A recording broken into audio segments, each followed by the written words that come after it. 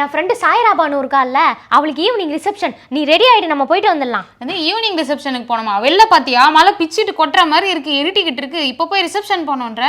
ஏய் அதாண்டி எனக்கும் பயமா இருக்கு. இவ ரிசப்ஷனை ஹாலில் வச்சிருந்தா பரவாயில்லடி, பீச்சில் வச்சிருக்காடி. மழை பேஞ்சுது, அவ்வளோதான், மொத்தமா காலி. பீச்சில் வச்சிருக்காங்களா? ரொம்ப கஷ்டம்டி. மழை வந்துச்சுன்னா ஒன்றுமே பண்ண முடியாது.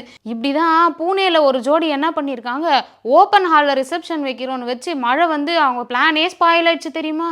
ஏய் அப்புறம் என்னடி ஆச்சு? அந்த ரிசப்ஷனுக்கு எவ்வளோ பிளான் பண்ணியிருப்பாங்கல்ல, எல்லாமே ஸ்பாயில் ஆயிருக்கும். எல்லாமே ஸ்பாயிலாம் ஆகல. இதை தெரிஞ்சுக்கிட்ட பக்கத்தில் மண்டபத்தில் ஒரு முஸ்லீம் ஜோடிக்கு கல்யாணம் நடந்துட்டு இருந்திருக்கு. அவங்க என்ன பண்ணியிருக்காங்க, அவங்களோட டே ஸ்பாயில் ஆகிடக்கூடாது அப்படின்னு அவங்களையும் அந்த மண்டபத்துக்கு இன்வைட் பண்ணி 2 பேரும் ஒரே மேடையில் நின்று ரிசப்ஷனை கொண்டாடி இருக்காங்க.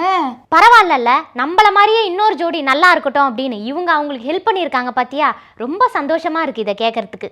இது மட்டும் இல்லடி, 2 பேரும் ஒரே மேடையில் நின்று ரிசப்ஷனை கொண்டாடும் போது 2 பேரோட ரிலேஷன்ஸும் மாறி மாறி 2 ஜோடிக்கும் வாழ்த்து தெரிவிச்சு ஒரே பந்தியில் உட்காந்து எல்லாம் ஒன்றா சாப்பிட்டு ஜாலியாக கொண்டாடி இருக்காங்கடி. அப்பாடா, இன்னைக்கு தாண்டி ஒரு நல்ல நியூஸாக சொல்லியிருக்க நீ.